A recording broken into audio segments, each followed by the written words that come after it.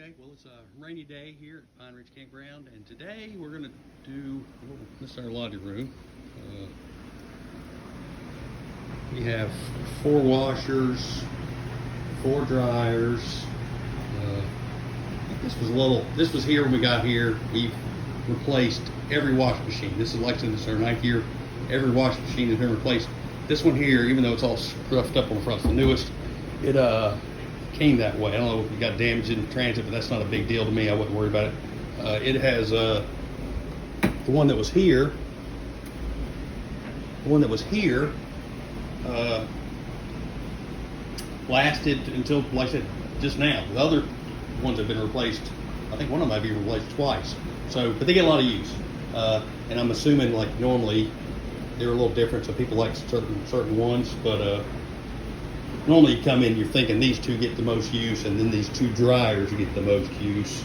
A little less back there, and that sort of seems like how it works. I don't come here and watch, but so anyway, this dryer was making a lot of noise. I already know what the problem was. I took it apart yesterday. Well, I opened it up yesterday to look, and I figured, well, I'll show trying to fix it today. The idler pulley had gone bad, and I took a picture of it yesterday, so I'll insert that picture, say here. Okay, so these are propane dryers, and the good thing about these is, or at least dryers, they're pretty easy to work on. You can reach almost everything from the front. I don't know why I have to use both of these to get them open. You'd think it would stop, a little stop it would catch it. But anyway, I think that would work. But for some reason it doesn't. You have to make it a little deeper, even though it stops it. The little thing. We'll get out. There it is. It's little keepers that come out. Now, this is dirty, but that's the way it is. And these luckily have all the parts in here, so if I need anything, I can always figure it out. My problem, I would believe this can be hard to show.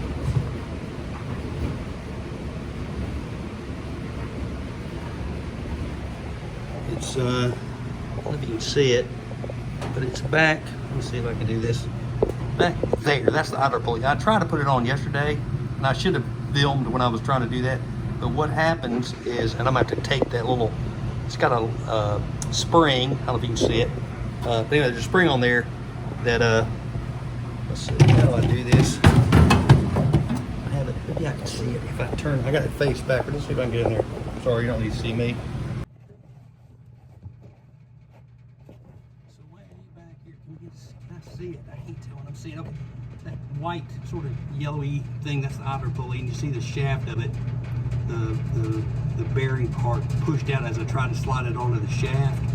So I'm gonna have to take that off. It's on a, I think maybe you can even see this, I'm not sure. There's a bolt that holds it in a spring. So I'm gonna have to take that whole thing off to make sure I get the idler pulley bearing all the way on. And then there's a little keeper.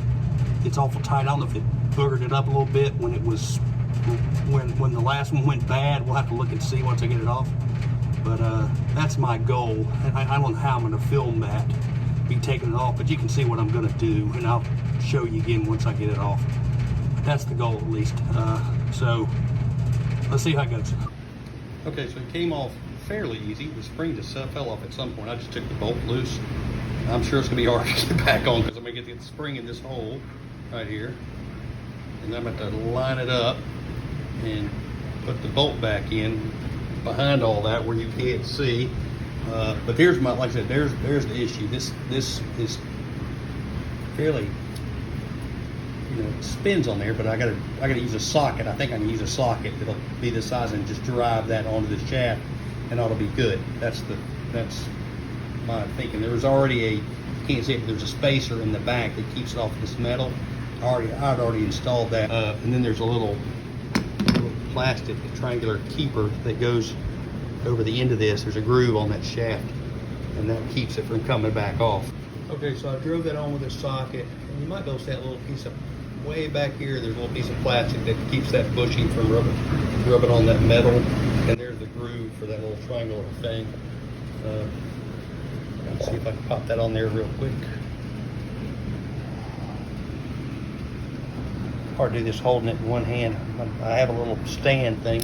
Okay, there you go. So there, that keeps it from coming off. Okay, a little update. So I tried to put that thing in, and it feels like the bolt, and that may have been my problem all along. The bolt doesn't feel like it's tightening up. And I'm on an awkward position, but so I took a little bit more off. Here's the back. That's the blower part. That's hooked to the same motor that turns the drum. So you have to pull that off of there. I have to take this all loose. If it's what I think it is, I have to take all this loose, get to the motor, take the motor off to get to the bracket. There's a little schematic here. I got a schematic with this thing. That the idler pulley is hooked to the bracket of the motor that the motor sits in. Well, then I have to take all that out for a dryer that's at the very least 10 years old. You know. And this one still, I didn't say this, but this thing was having trouble. Somebody told me, hey, it'll run if you just push the start button. You don't have to put any money in it. So I got either a control panel or a circuit board or something, which that would take a little troubleshooting to figure out. I thought I'd get it running first, and I'd work on that. But if I don't get this bolt in here easily, if I can't get it tightened up, it may be just time to say ta-ta for this one. Like I said, 10 years, I've got my money's worth out of this one. And I think my son looked up, it's like $1,100 for a new one. So if you know, $100, you can get $110 a year use out of it. Yeah, that's pretty good. So anyway, so we'll see if we can get this bolt in. If I can't get the bolt in, then I may just call it quits on this one. But like I said, now the rest of this stuff, like there's two little screws that hold these little relays in. There's a couple of screws here. See a screw for this one. Let me turn on the light. So there's a screw here and here for this little temperature sensor. One's a temperature sensor for overheat, and one's like I think one's overheat and one's a temperature sensor. So they have two different things. And there's the other one. So it's all, most of that's pretty easy. And then the belt, that's a little aggravating. You got to take a few off to get the belt around and all that, but it's not terrible. But I don't want to take the whole, I mean, I could spend a lot of money, or time. Time is money. I could spend a lot of time tearing this thing apart, and the motor may go out next year. You know what I'm saying? So is it worth all that? At some point, like I said, I've already replaced all my washing machines. I've never replaced a dryer. This may be the first one. And it's been, like I said, it's the first one as you come in the door. I'm sure it's used the most. So, anyway, let's see if we can get this bolt in. If I can't, then I'll give you an update later. Okay, so after trying just using my feel, I could never get that little end of the spring. You can see it. See if I can, anyway, you can see the spring, and right there, let me see if I can hold steady. Right there, let's move it a little bit. Zoom in, come on, get okay, right there. You can see just in that little hole, you can see that very edge of the spring has to go through that little hole. And the other end, you can see the other end of the spring. Gotta get the focus. It's hard to focus from something far away. Let's see if I can zoom in a little bit more, maybe it'll help. I'm gonna zoom further. Right there, you can see the other end of the spring. It's coming in right on the edge of the screen almost. It has to go through a hole, and then the other end. That was hard to do by feel. So I was able to lay down here on my side finally and have this little itty bitty hole I could see through, and was able to push it in there and get it just hooked. So now I just got to tighten up the bolt on that bracket, and hopefully that'll get me my idler pulley working right, and then we'll work on the next problem, but we'll see. So anyway, there's that. Okay, so we got the idler pulley changed. That's the propane running back there. It shuts on and off as it gets hot. The sensors sense the temperature and cut the propane off for a while, and then cut it back on and off until it's done. There, it just went off. So it'll cut back on a little bit. Maybe before I'm finished talking, I don't know. Anyway, so that part of this dryer issue is fixed. It is. I didn't put any quarters in it though to get it to run this time. It has a timer, and I think that's what my problem is, that my timer is bad and it's not shutting off. So if you came in, if I close this up and left it off running, you go in here and put your clothes in and push start, and it would start right up with no quarters. That's not the purpose of a coin-operated dryer. So I got to get that fixed. So I think, like I said, it's probably the timer. I'll make a little bit of research. But luckily, these things have a part list in the front of them, inside this door, and a schematic, which really helps. And so, as far as I know, we're going to keep using this one. I looked into getting a new one. I don't know if I said that or not. My son looked up about $1,100. But if I can save that, if I spend another, that part there was like $6. So if there's the glow plug coming back on to start the propane again. If I can get a part for $100, why not? Okay, so there's a timer cam. I think it's that yellow thing. It's hard to really see. And there are different ones depending on the length of time. Ours just runs 45 minutes. And Evan looked up and said something about WD-40. So I'm gonna spray that down in there a little bit. I got it unplugged. That's one thing. I did all that unplugged. All that work. Make sure you unplug it. When we get zapped or if they cut on and catch you on fire or something. So it was all unplugged until I got done, and then I plugged it back in. It's unplugged right now. I'm gonna spray, and it'll take a while to see if it works or not. But anyway, that's the next step. We're gonna try to spray and see if that fixes it. If not, I got a part number. I'll order all this. Probably won't be too bad, and get her back running. Who would have thought? The place up the road in town, Spartanburg's just big enough. You normally get what I need in Spartanburg. At the part, I just went ahead and got it, like $150 something. So very similar to the one there. Maybe a little newer model, but anyway. So let me change this out and see if that fixes us up. I had to move the little lever that starts it, which says the quarters dropped, so that